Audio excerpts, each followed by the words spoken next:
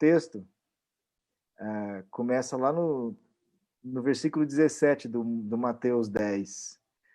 E ele diz assim: guardai-vos dos homens, eles vos entregarão aos sinédrios. E aí você diz assim, bem, é muito geral, é todo mundo aqui. E toda essa situação faz com que os discípulos começassem a ficar com medo. E eu acho que a gente também ficaria com medo. Você já imaginou Jesus falando com a gente, dizendo assim, olha, vocês precisam ser mais ativos, vocês precisam denunciar mais, vocês precisam ser mais vigorosos quando falam a respeito da justiça com os menos favorecidos, com os meus pequeninos.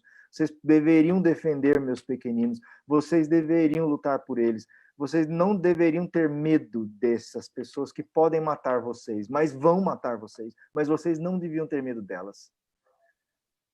E eu fico pensando que, caramba, qual a minha reação diante disso? Eu acho que a primeira coisa que a gente teria é medo. Medo. Medo do que pode acontecer. E provavelmente o nosso medo nos levaria a orar a Deus para que nos guardasse, para que nos desse paz. E talvez essa é a grande jogada da nossa confissão de fé. Porque todas as vezes que a gente fala, e confissão de fé, não estou falando de protestante ou não, eu estou falando daquilo que a gente professa fé, aquele em quem professamos fé, no Cristo. E às vezes como a gente leu no começo do texto, no começo do nossa celebração hoje, né? Falando sobre a morte e a ressurreição de Jesus, estão estranhamente conectados com a mensagem de paz. E isso faz a primeira coisa que faz a gente fazer é buscar na religião paz. A gente quer anunciar uma religião de paz. A todo mundo que nos procura, todo mundo que sofre, todo mundo que tem medo, a gente diz, não, fique em paz, olha, Deus está com você. Esses dias eu tenho recebido alguns pedidos de oração, no sentido de falar assim, olha, eu vou passar por uma cirurgia, eu vou passar por um exame muito difícil, e aí você diz assim, não, fique em paz. Deus está com você, fique em paz.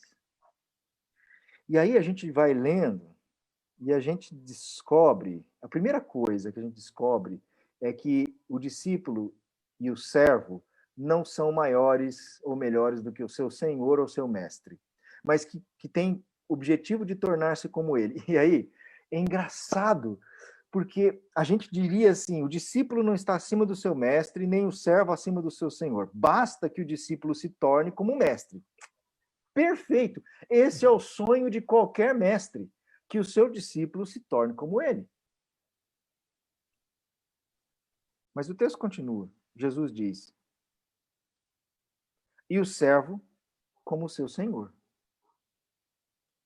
E aí a gente tem que parar para pensar e falar assim, Jesus não está falando só de uma inversão ou de uma equalização de situações, mas ele está falando que ele é Senhor e ele é mestre. E que os seus discípulos e seus servos deviam se tornar como ele, ou seja, arriscar seu pescoço até o último nível. E aí é quando ele diz, olha, me chamaram de Beelzebu. Se o senhor da casa chamaram de Beelzebu, imagina a criadagem. E é claro que é uma linguagem muito ruim, porque Jesus está fazendo uma metáfora daquilo que eles conheciam, daquilo que eles sabiam. Eles desonraram o senhor da casa e também desonraram os servos que trabalham na mesma casa. Tornar-se como seu mestre é poder arriscar, poder acreditar que é possível arriscar tudo. Tornar-se como seu senhor é exatamente imaginar que a vergonha, aquilo que chamaram de vergonha, na verdade não é vergonha, é honra. É o que a gente vai ver no final do texto. E aí ele diz assim, bem, vocês não têm que ter medo de quem pode matar vocês, porque vão matar vocês. E eu diria que a gente enfrenta hoje um desafio, né? Porque se a gente falar que podem nos matar pelo que a gente anuncia, pelo que a gente acredita, pelo que a gente prega e por aquilo que a gente ensina, alguém diria assim, puxa, isso eu acho que está sendo um pouco exagerado da parte de vocês. Talvez vocês vão ser rejeitados, sim, etc. E é claro que aqui eu acho que matar tem sentido muito amplo, porque ele pode desde ser literalmente nos tirar a vida, é, nos matando, e aí gerando morte, né? Nós deixamos de existir, mas o deixar de existir não está vinculado apenas a morrer e então ser enterrado. Deixar de existir tem a ver também, acho, com toda atitude nossa, causada a nós, que nos faz desanimar, nos faz desistir de sonhos, desistir de ideais. E desanimar é uma palavra muito interessante e muito importante aqui. Porque animar, ou ânimo, vem de alma. Desanimar significa literalmente arrancar a alma, arrancar sentido, arrancar tudo que faz a gente ser o que a gente é. Então podem nos matar hoje com palavras, com atitudes, com cerceamentos, com censuras, com marginalizações, com rótulos, e a gente sofre todas as vezes que a gente tenta levantar a voz. E eu já disse isso uma vez e eu repito, e eu acho que é um grande desafio dizer isso. Se a gente quiser vida tranquila, basta seguir o esquema do sistema.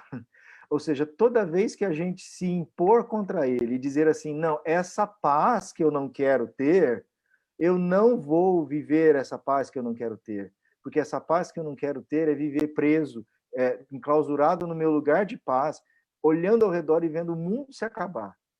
Eu tenho que fazer alguma coisa por ele. Eu tenho que agir.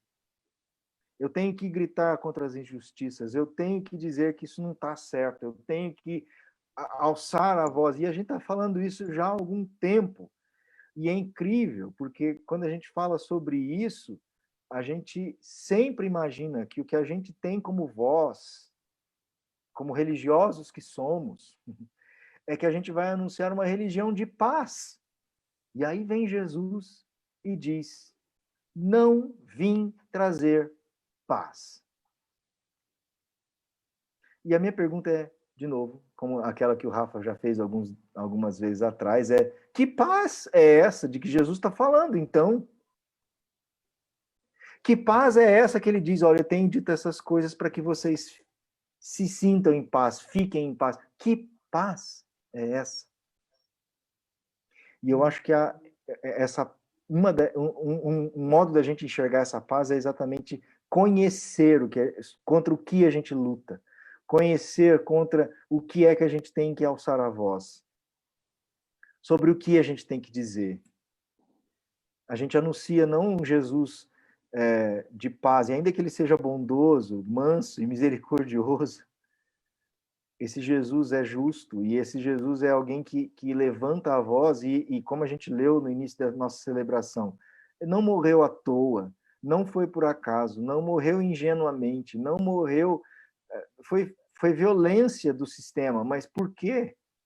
Porque era subversivo, porque era alguém que tirava a paz, tirava o centro da paz. E tirar o centro da paz, que todo mundo diz que é ter paz, é deixar a vida normalzinha, sem crises, sem perguntas, sem questionamentos, sem pensar sobre o que está acontecendo. E eu acho que o maior desafio hoje, como cristãos, é exatamente olhar para essa situação toda ao nosso redor e não achar que a gente está em paz. Isso não é paz. Isso que a gente vive não é, de longe, isso não é paz.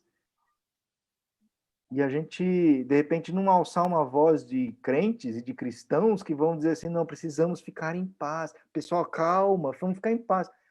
talvez a melhor palavra hoje não é calma. Talvez a melhor palavra hoje é alcemos a voz.